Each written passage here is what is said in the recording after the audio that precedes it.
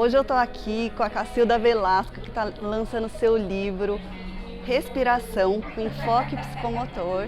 No dia 12 de maio de 2022, Cacilda Velasco lançou seu 20º livro na Livraria da Vila, do Shopping Pátio Paulista, em São Paulo. Cacilda é uma das pioneiras na abordagem da psicomotricidade na natação no Brasil, e nesse episódio você vai conferir uma entrevista exclusiva com ela, além de acompanhar o carinho recebido de seus familiares, amigos, parceiros profissionais e alunos. Mergulhe com a gente!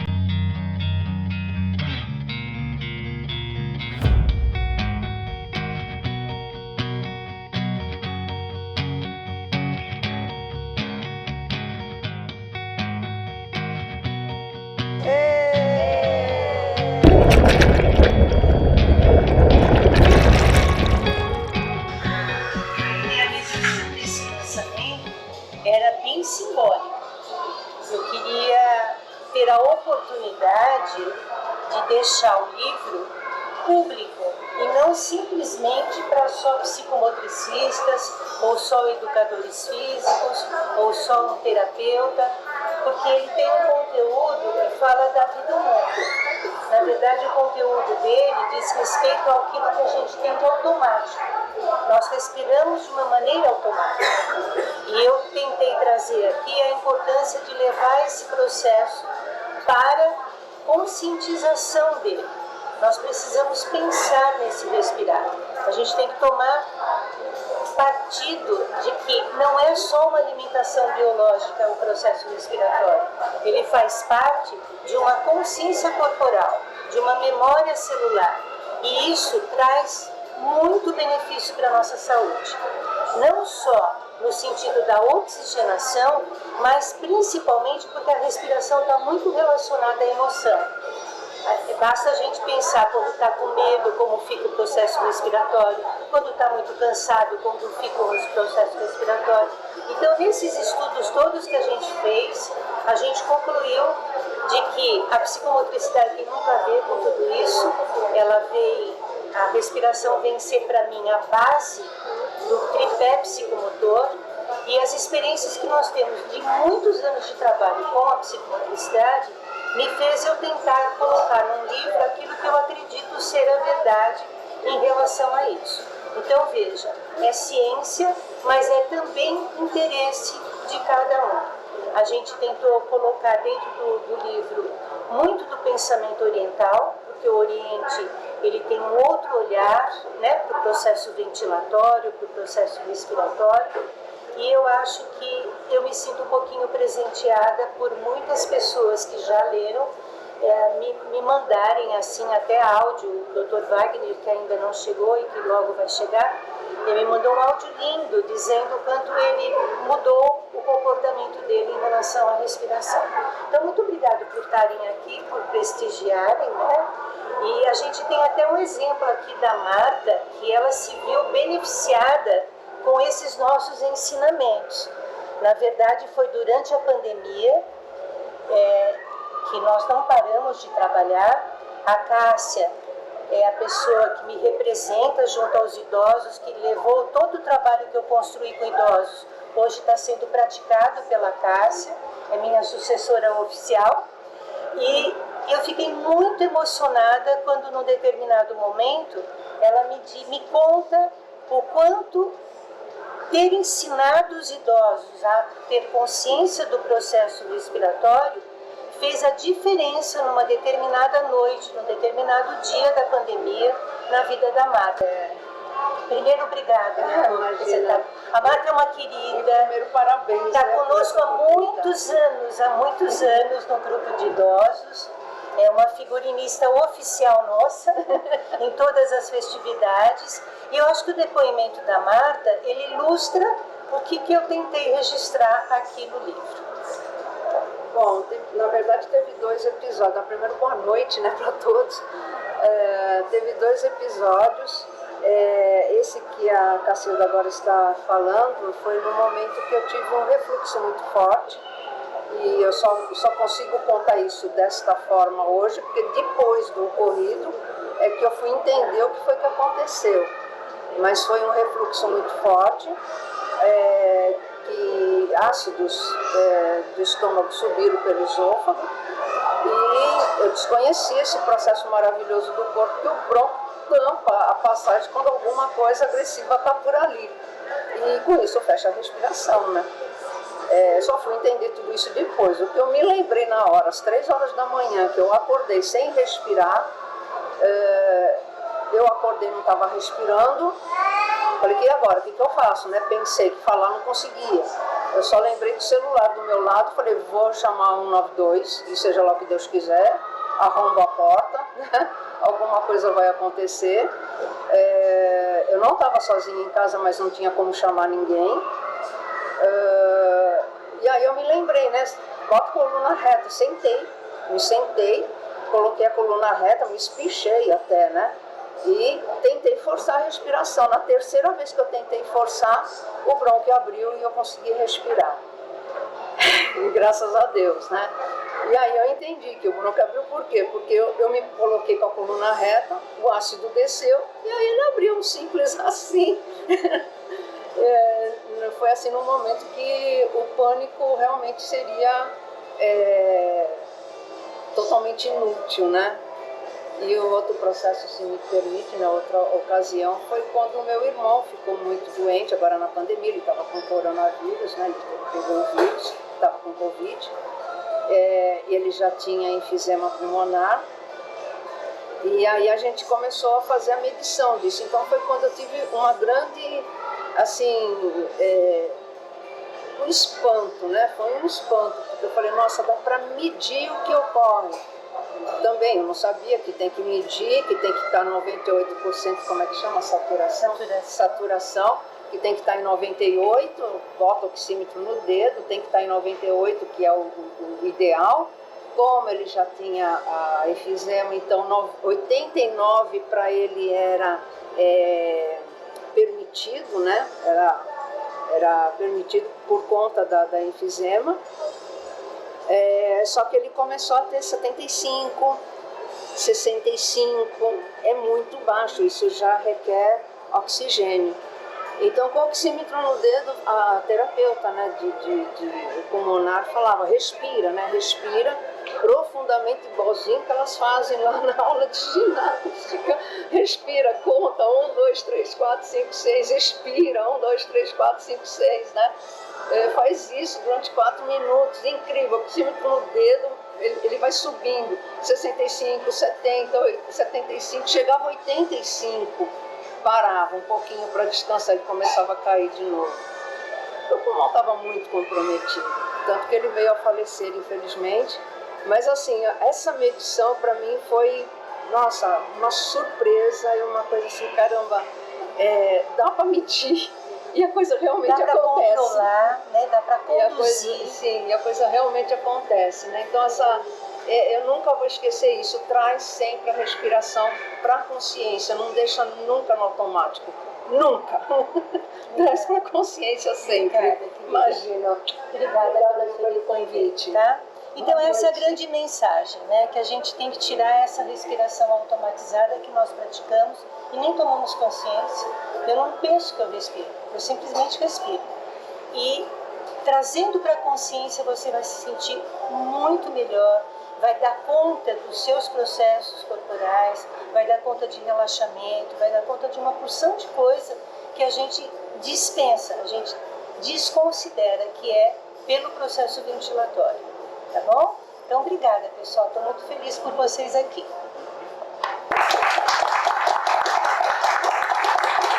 Eu quero que a Cacilda compartilhe um pouquinho da sua história com a psicomotricidade. Você é uma das pioneiras na abordagem da psicomotricidade dentro da natação. Então vamos começar a sua história lá no comecinho, para depois a gente chegar no livro.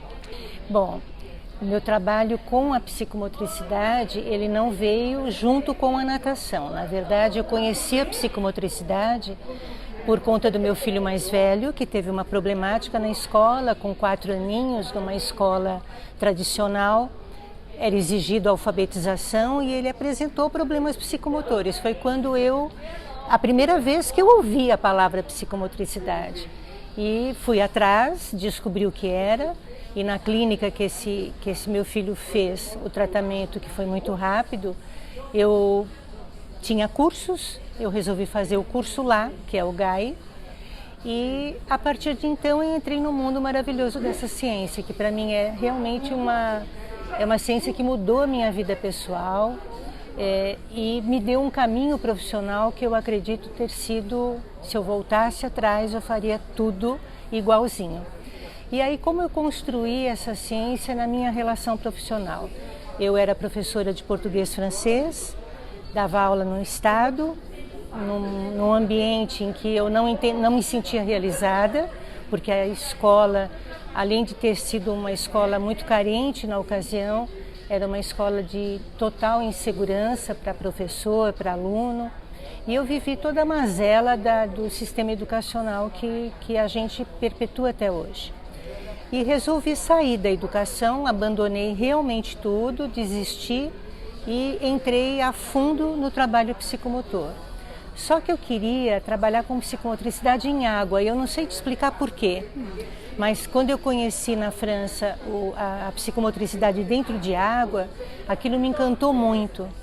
E quando eu pude, eu instalei uma escola de natação com ajuda familiar e fui fazer educação física, já era a minha terceira faculdade, minha terceira graduação, e encontrei o caminho, que eu queria trabalhar com terapias psicomotoras junto com deficientes. Então, o trabalho da escola, ele nasceu para um trabalho terapêutico. Perfeito. Ô Cacilda, vamos definir um pouquinho sobre a ciência da psicomotricidade, porque às vezes as pessoas ouvem falar da psicomotricidade, mas não entendem exatamente do que se trata. Sim, a psicomotricidade é uma ciência que trata do equilíbrio humano. Na verdade, existem várias definições, mas eu gosto muito, até para os nossos alunos, comentar que ela equilibra tanto o nosso aspecto motor, quanto todo o nosso conteúdo emocional e quanto a nossa capacidade cognitiva. Então é um tripé, uma ciência que trabalha num tripé de execução motora com significação, com função, com conhecimento. E nisso ela interfere em toda a vida humana. Ela interfere em todas as nossas habilidades, ela nos faz capaz de enfrentar problemáticas, sejam sociais, sejam relacionais, e é um estudo muito profundo. Na verdade, a formação em psicomotricidade hoje, ela caminha para uma formação completa do ser humano. E ela tem uma parceria muito grande com todas as demais ciências, ela é uma neurociência. Então a parceria dela com a fonoaudiologia, com a psicologia, com a fisioterapia, com a educação em geral, é que constitui esse saber psicomotor tão abrangente. E no meu caso, eu comecei por um ambiente totalmente diferente, que era o da água. E aí, na minha história, eu comecei a entender que dava para ensinar a nadar com os conceitos dessa ciência, levando mais prazer, que a natação não fosse tão mecanicista, que a natação pudesse trazer mais vivências exploratórias para as crianças. E nisso eu acabei começando a registrar o que eu aprendia e que dava muito certo. E comecei a publicar em livros o que eu desenvolvia dentro da Flechinha, era assim que se chamava a escola. E eu acho que você veio talvez ouvir falar de mim por causa de um livro, Natação segundo a Psicomotricidade.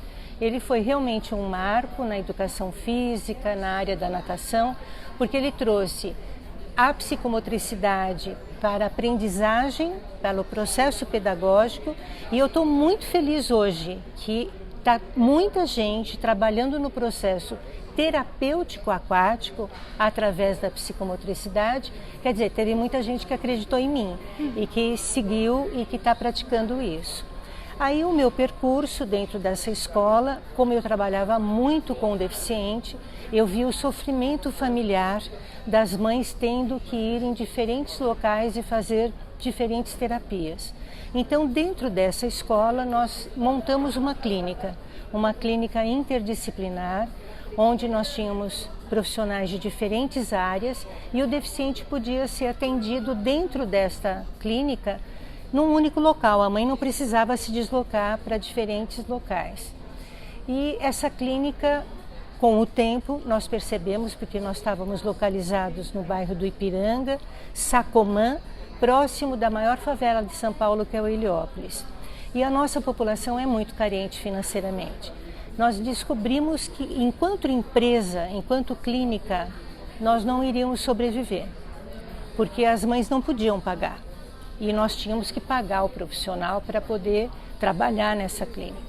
Aí, definitivamente, nós fechamos a Flechinha depois de 22 anos e transformamos a clínica numa associação beneficente. Isso foi em 2003 e hoje nós ainda temos essa associação num caminho lindo que pôde construir com aquilo que eu fiz na Flechinha, e nós desenvolvemos projetos sociais na área da deficiência e atualmente na área de idosos. Nesse meio do caminho, eu entrei na vida acadêmica, então dando aula, dando cursos em diferentes universidades, e em determinado momento eu resolvi praticar essa minha vida acadêmica somente na associação. Então nós montamos os cursos de pós-graduação em psicomotricidade e hoje nós já estamos entrando na nossa 9ª turma. Que maravilhoso! E nesse percurso todo eu tive um encontro muito grande com idosos, que os idosos apareceram há uns 20 anos na nossa vida, na escola ainda de natação, e eu comecei a entender que meu percurso tinha passado pelo bebê, pela criança, pelo adulto, que era o meu momento. Minha mãe estava envelhecendo, eu estava envelhecendo, e eu comecei a estudar muito a respeito de gerontopsicomotricidade. Hoje eu posso dizer que eu estou atuando dentro dessa área, com um projeto maravilhoso. Nós montamos o primeiro curso no Brasil de gerontopsicomotricidade com uma formação pessoal. E nesse período todo, Tassiana, eu publiquei uma série de livros. Então, tudo que dava certo, eu queria deixar como um legado para os profissionais, para que eles pudessem aplicar. E eu cheguei na pandemia muito perturbada, porque eu sou da presença, né? Para mim, psicomotricidade é ao vivo e a cores. E me senti extremamente incomodada de precisar trabalhar online. Então minhas parceiras, a Regiane e a Cássia, insistiam para que eu criasse cursos, para que eu pudesse recriar a forma de trabalhar. E eu, muito triste com tudo aquilo, em determinado dia, eu acho que foi um dia marcante, né? Marcou para mim, ela falou assim: então escreve outro livro. Por que você não escreve outro livro? Você o tempo todo nas aulas fala de respiração. Que tal respiração? E realmente foi um incômodo meu de não ter nada publicado a respeito na área da psicomotricidade que enfatizasse a respiração como um enfoque psicomotor. E eu estudo psicomotricidade há 38 anos, então eu sempre li muito, tanto publicações brasileiras quanto internacionais, e nunca encontrava isso documentado. E pratiquei isso na natação o tempo todo e entendo que a respiração precisa sair do automático, ela precisa ser conscientizada, ela está totalmente envolvida no pensamento, na emoção, e isso era algo que me incomodava, e passei em todas as nossas turmas de formação essa imagem de que o meu desafio é que respiração é um enfoque psicomotor. E eu aproveitei a pandemia para documentar tudo isso. Então esse livro é fruto de pandemia. É um bebê que nasceu na pandemia. Exato. E que hoje está sendo lançado aqui na Livraria da Vila. E eu queria que você desse um spoiler assim do que se trata, porque eu já vi que a abordagem da questão da respiração fala muito de estudos que você vem, né? Da psicomotricidade. Então o livro vem trazer uma tese minha de que a respiração ela é a base de toda a pirâmide psicomotora, da estrutura psicomotora. Então nós temos, segundo Luria, que é um grande, vamos dizer assim, da nossa bibliografia na psicomotricidade, é uma bíblia que nós temos que ler, ele coloca as 3 unidades funcionais do nosso cérebro.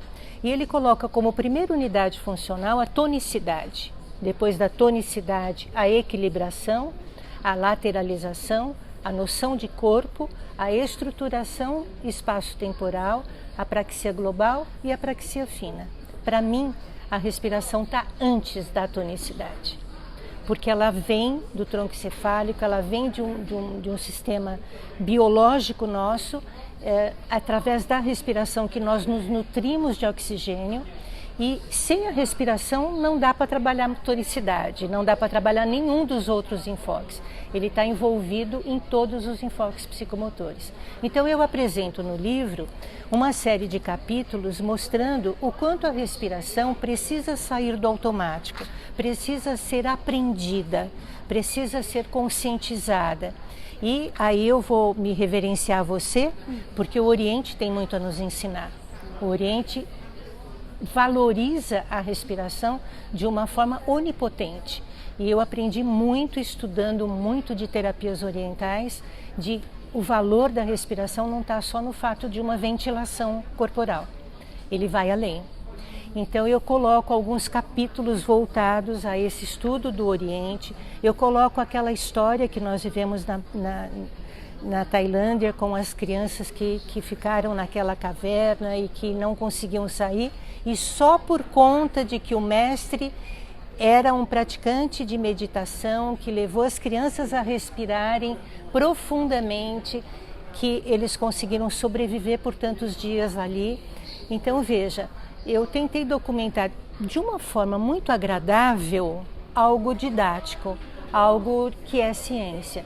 Mas eu procurei fazer do livro prazeroso para qualquer pessoa, independente se ela está dentro ou não da psicomotricidade. Eu acho que ele traz uma luzinha para cada um. Eu pelo menos espero isso. E eu fechei ele com alguns textos que eu acho que são bem reflexivos, que eu peço isso no livro, que depois que você lê, se você respirar fundo, que bom, né?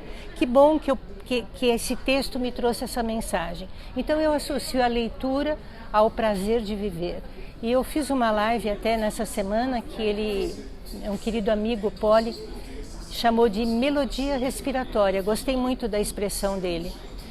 E falei para ele, nós temos que tomar conta e nos apropriarmos da própria vida. E respirando profundamente, eu acho que nós conseguimos ter tudo que hoje nós estamos precisando mais: resiliência, tolerância, paciência, paz interior e equilíbrio. Então eu espero que o livro venha trazer isso para quem lê. Nesse período, vamos considerar pós-pandemia, a gente fala muito de saúde mental. Exatamente. Essas técnicas de respiração, de meditação, elas são básicas. Elas são básicas. E eu sou praticante de meditação há anos. Então você vai com certeza. Eu vou amar. Não, você vai endossar o que eu falei. E às vezes tem muita gente que nunca teve muito contato com a meditação, que às vezes fala assim, eu não sei meditar. E na verdade é muito mais simples do que parece. Exatamente. É tomar contato com o seu eu interior. É você se voltar para dentro, né? E se desligar do fora, no sentido de que é o teu momento. A meditar é um momento pleno de vida, né? Pleno de vida intensa, de vida com oxigênio, de vida com bons pensamentos. Na verdade, você nem pensa. A meditação é uma prática respiratória. Sim. E nesse livro a gente vai encontrar alguma coisa relacionada à natação, porque a respiração dentro da água também é algo que influencia muito na forma como uma pessoa porque você nada. Tem que mudar, né? Você tem que mudar o processo. Eu tenho um capítulo inteiro dedicado a isso e em outros capítulos mencionando o meio aquático, que é um local onde eu preciso modificar a minha forma de pegar esse ar. Então, enquanto aqui a gente usa a narina para umedecer e para filtrar, na água nós temos que usar a boca para não se sentir incomodado com a água. Então eu posso engolir, eu posso jogar fora, mas eu não vou passar por um processo de engasgo, um processo de mal-estar. Eu preciso alterar. E a respiração, e você que vem também na natação, ela é um dos primeiros processos quando alguém entra naquele ambiente. Se ela não aprender a respirar no ambiente aquático, ela não vai se equilibrar, ela não vai conseguir ficar. Ela precisa disso. Então eu comento sim, eu dedico um capítulo inteiro e em vários outros mencionando também. Eu trabalhei muito com crianças e adultos com medo de água. Quando a gente fala de medo de água, eu sempre associei muito essa questão da respiração. Sem dúvida. E ela fica alteradíssima.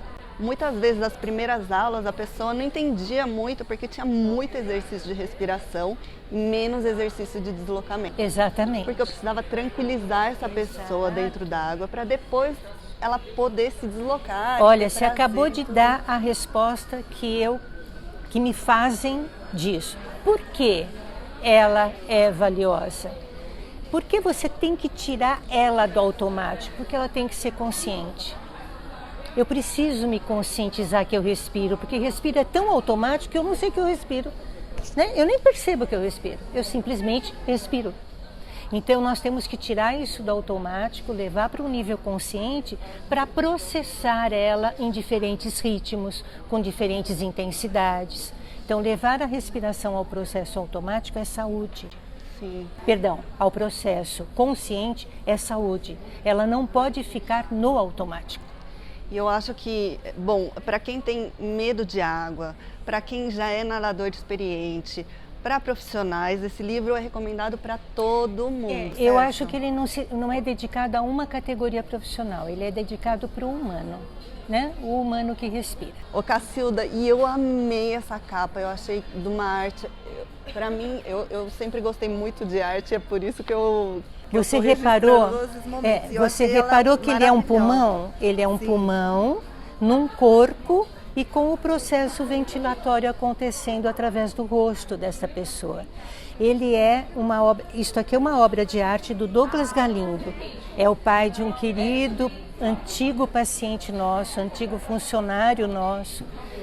Tem uma história muito linda, mas que eu tenho uma gratidão imensa ao Douglas, que soube ter sensibilidade para ler o livro todinho, para ilustrar cada capítulo e para fazer essa capa maravilhosa.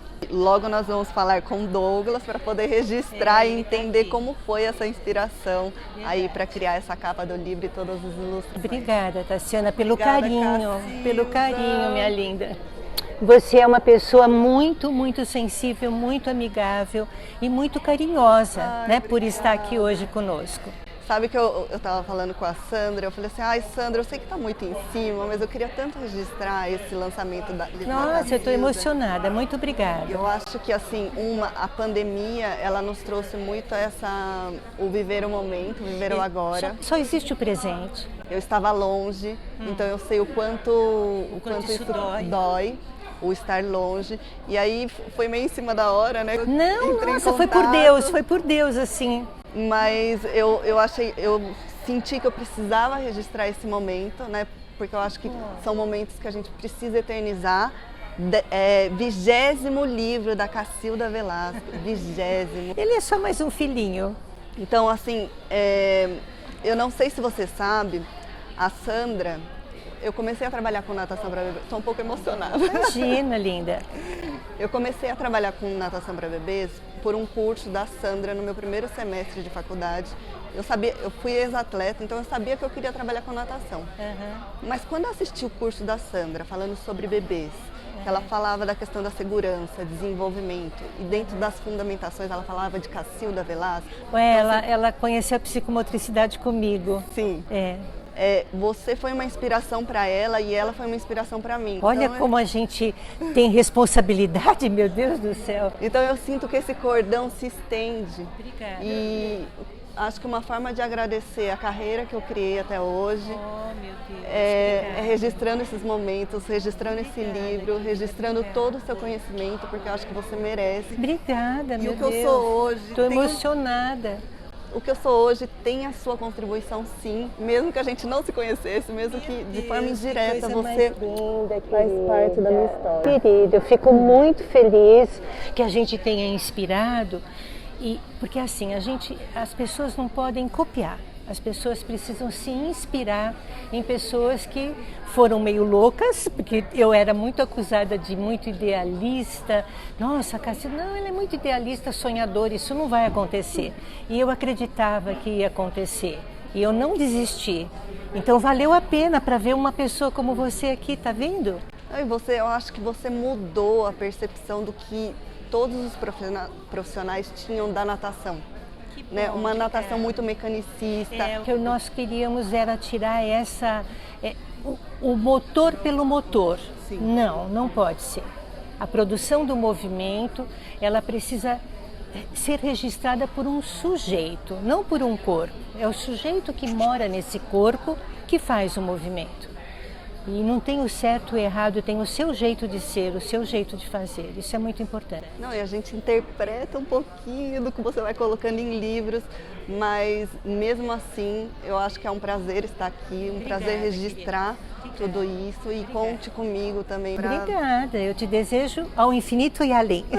Agora eu estou aqui com o Douglas. Douglas, primeiro eu quero que você compartilhe um pouco da sua história com a Cacilda.